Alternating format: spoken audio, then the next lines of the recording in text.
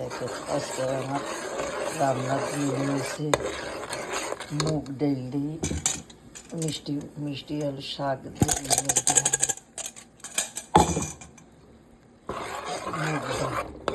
মুগ ডাল প্রথমে একটু ভেজে নিবেন এরপরে রান্না করবে তাহলে একটা গ্রান আসবে।